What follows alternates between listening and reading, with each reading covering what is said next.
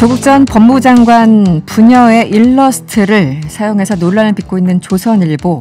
이번에 문재인 대통령의 사파도 전혀 관련이 없는 기사에 사용했다는 사실이 드러나고 있죠. 오늘 청와대도 조선일보 측에 강력히 항의한 걸로 전해졌는데요. 이 문제 어떻게 봐야 될지 뭉클미디어 인권연구소 김원경 소장과 이야기 나눠보도록 하겠습니다. 소장님 안녕하세요. 예, 안녕하세요. 네. 그 신문 기사라는 게 뭐 신문뿐만 아니라 언론사라는 게 이제 기자 혼자 쓰고 혼자 검토해서 혼자 출고될 수 있는 게 아니잖아요. 예, 일반적으로 그렇죠. 게다가 조선일보 같은 경우에 굉장히 큰 언론사이고요. 네. 조선일보 윤리규범 가이드라인이라는 게 있어요. 네네. 근데 여기를 보면요, 정말 곳곳에 담당 부서장의 역할이 들어있거든요. 네. 한마디로 담당 부서장의 역할이 막중합니다. 제가 이 가이드라인을 좀 세워봤어요. 그랬더니 네. 전반에 26번이나 부서장이라는 단어가 등장합니다. 아, 그래요? 네. 예, 그러니까 취재원이 비보도나 엠버거 요청을 할 때, 익명 보도를 할 때, 취재 과정 전반, 기사 작성, 사진 자료나 영상을 사용할 때도 부서장에게 어떤 그 상의를 해야 되는 부분이 네. 곳곳에 있습니다. 그런 점에서 혼자 검토해서 출고할 수 있는 곳이 아니라는 건 분명하죠. 네. 그러니까 지금 마치 이제 혼자 쓰고 혼자 한 것처럼 해명은 하고 있는데 실질적으로 누군가가 데스킹은 했을 것이 이렇게 보시는 거죠? 데스킹을 했을 것이다라고도 볼 수 있고요. 또는 정말 제 별명이 백보양보인데요. 네. 백보양보에서 정말로 바빠서 검토를 못했다 하면 그것은 괜찮은 것인가? 그 사고는 그것이야말로 조선일보처럼 영향력이 엄청나게 큰 언론사에서 그런 식으로 함부로 기사를 그야말로 이제 보도에서 이런 말을 하거든요. 미디어오늘 박세영 기자 보도에 따르면 부서장 데스킹 없이 했다라고 하면서 조선일보 기자가 이렇게 말했어요. 이번 기사는 검토가 독자와 함께 이루어졌다. 라고 하거든요. 이게 말이 됩니까? 이건 정말 엄청난 실수라고 말할 수 없고요. 제가 보기에는 정말 뭐 범죄에 가까운 사고인데 이 사고가 날 수밖에 없게 그 예견된 실수, 예견된 사고였다는 점에서는 매우 무책임한 행위였다라고 그렇게 볼 수밖에 없습니다. 사실 데스킹이 없다면 그건 언론이 아니라 그냥 우리 이른바 찌라시라고 얘기하는 정보지잖아요. 데스킹이 그렇죠. 없는. 어떻게 하다가 이렇게까지 갔는지 모르겠는데 조선일보에 기본적으로 지금 23일 그리고 24일 두 차례에 걸쳐서 이른바 사과문을 발표를 했습니다. 어떻게 보셨습니까? 저는 이건 사과문이라기보다는 변명이었다라는 생각이 자꾸 들어요. 조선일보는요, 이번 보도의 후폭풍, 사실 굉장히 지금 국민의 비판이 크거든요. 네. 이거를 정말 엄중하게 받아들여야 됩니다. 이번 사고가 나올 수밖에 없도록 업무를 이렇게 뭐 방기하고 또는 이런 식의 어떤 부적절한 그 사파 사용들이 계속 있었음에도 불구하고 이걸 몰랐거나 또는 알고도 방치했다면은 이것은 정말 심각한 문제다. 그리고 조선일보가 그동안 정치적 편향성에 따라서 한마디로 이렇게 공격해도 되는 대상이라고 보는 사람에게는 네. 기본적 사실관계도 확인하지 못하고 네. 그런 막 보도들을 쏟아냈던 분명한 그런 분위기가 있었던 거예요. 네네. 그래서 이런 사내 분위기 속에서 이것을 이제 방기한 것은 아닌가 되돌아볼 필요가 있다라고 생각을 합니다. 분명한 거는 조 전 장관 그 가족은 이미 많은 언론 보도로 인해서 너무 큰 피해를 입었던 분들인데 네. 이번에 이 보도로 인해서 한마디로 조 전 장관 가족을 모욕하고 조롱했잖아요. 네, 너무 심각한 인권 침해였다라고 생각하고 분명히 법적 책임을 져야 할 일이다라고 생각합니다. 두 번째 나온 사과문의 일부를 이제 읽어드리면 네. 이 일러스트를 게재한 해당 기자의 과거 기사를 조사한 결과 지난해 두 건의 기사에서 문재인 대통령을 연상시킬 수 있는 일러스트를 사용한 사실을 확인했습니다. 이렇게 조선일보가 밝히고 있는데요. 네. 이 지금 어디에 사용이 된 건가요? 문재인 대통령과 거리두기에 마스크를 쓴 문 대통령이 그 누군가에게 둘러싸여 있는 사파를 사용한 적이 있는데요. 네. 이 기고문은 정부의 코로나19 방역 대책을 비판하는 내용이었어요. 과거 보도는. 네. 근데 이후에 이 사파를 조선일보 각종 사건 기사에 재활용된 건데요.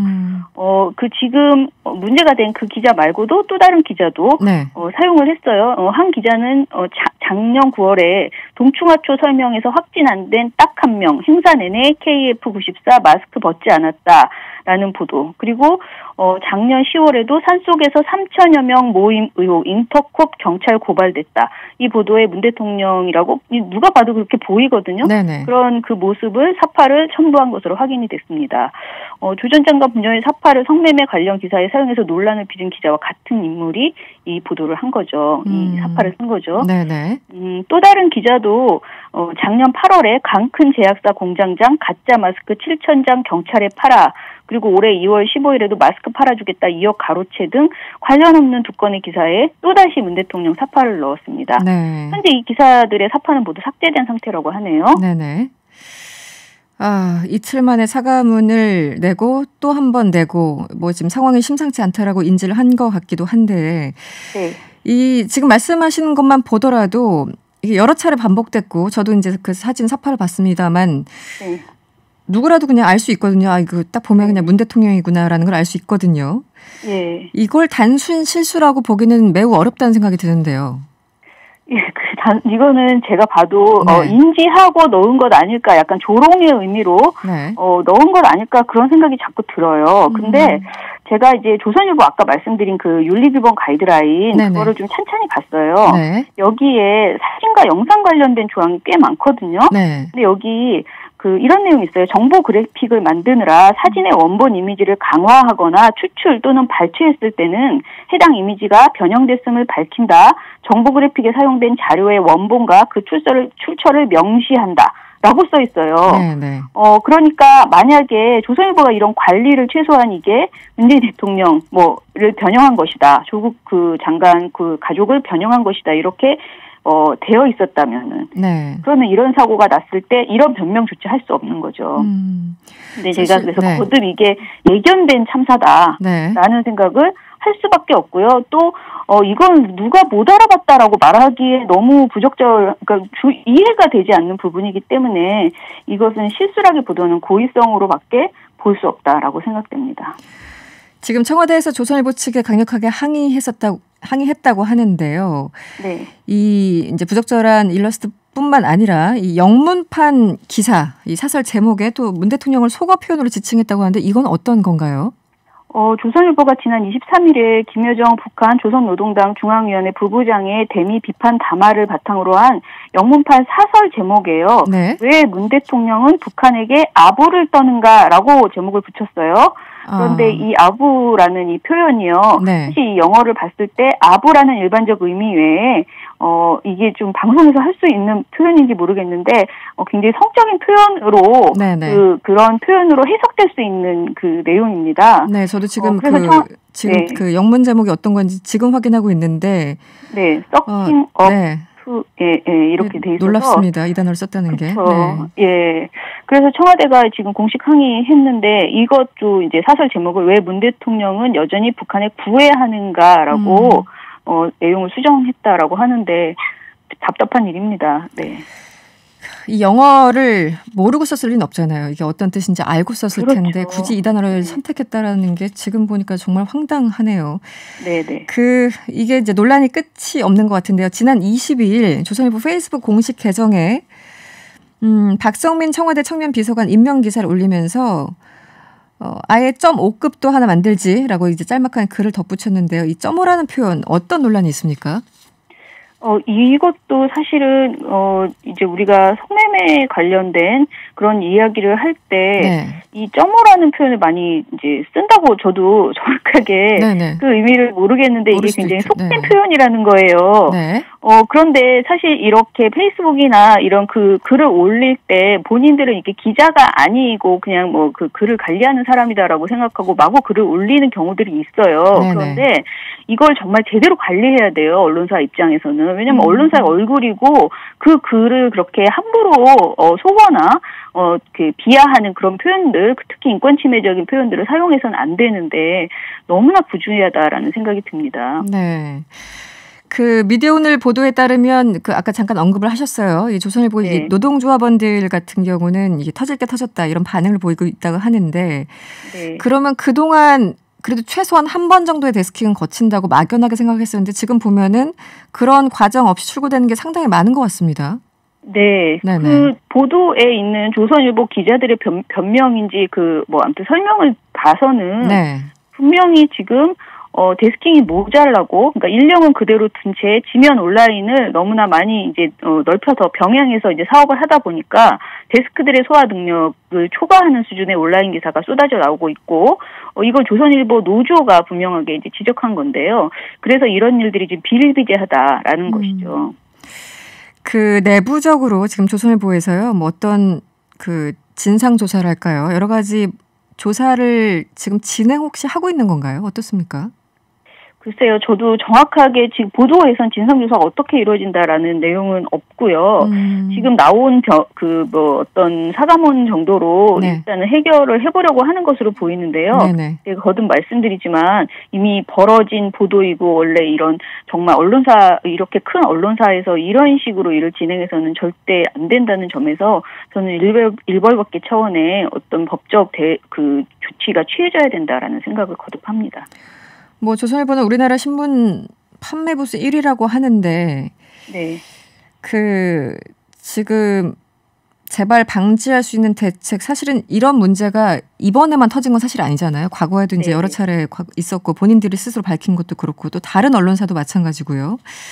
이 민주당에서는 언론사 징벌적 손해배상제 법안을 이번에 정말 처리하겠다 이렇게 입장을 밝혔잖아요. 네. 어떤 효과적인 대안이 될 거라고 보십니까, 소장님께서는요? 사실 저는 늘 언론사의 징벌적 손해배상제가 매우 위험한 제도라는 것에 대해서는 동의하고 있습니다. 네네. 지금 현재 중앙일보를 비롯해서 여러 언론에서 특히 이제 전국 언론 노조도 마찬가지로 이것이 이제 징벌적 손해배상제라는 게 너무나 큰 칼이다라는 네네. 점에서 표현의 자유가 위축되고 이중처벌이 된다라는 등의 여러 가지 의견들을 내고 있어요.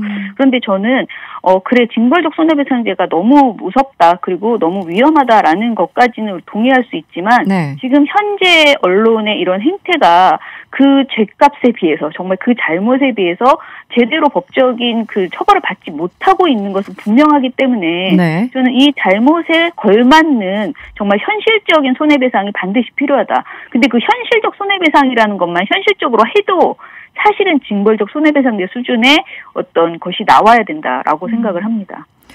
외국에서는 사실 이제 징벌적 손해배상 이게 미국 같은 경우도 충분히 활용이 되고 있지 않습니까? 그렇죠. 네. 우리만 그렇게 못할 이유는 없을 것 같은데. 네. 조선일보 관련해서 지금 청원도 올라오고 있고 앞으로 이 문제가 계속 짧게 끝날 것 같지는 않은데 어떻게 전망을 하세요? 저는 조선일보가 그동안 부적절한 보도들을 정말 수없이 내면서 지금 100년 넘게 지금 이어오고 있는 것인데, 네네. 저는 정말 이렇게 완전히 환골탈태하는 것을 기대하지만 그것이 가능할지는 전 잘 모르겠어요. 그런데 국민의 눈과 이 비판 이것을 허투루 들으면 안 된다라는 생각, 분명하게 이전에 조선일보가 아까 말씀드린 가이드라인 그것을 만들 때도 조선일보가 굉장히 큰 비판을 받으면서 이제 가이드라인을 만들었는데 네. 윤리기본 가이드라인을 만들었지만 현실적으로 지금 보니까 전혀 지켜지지 않는 것들이 너무나 많았던 거잖아요. 그것을 어떻게 지켜낼 것인가, 지키지 않은 기자들을 어떻게 할 것인가 이런 것들까지 좀 심각하게 논의해서 국민 앞에 결과를 내놔야 된다라고 생각합니다. 네, 알겠습니다. 오늘 말씀은 여기까지 듣겠습니다. 고맙습니다. 감사합니다. 네, 지금까지 뭉클미디어 인권연구소 김원경 소장이었습니다.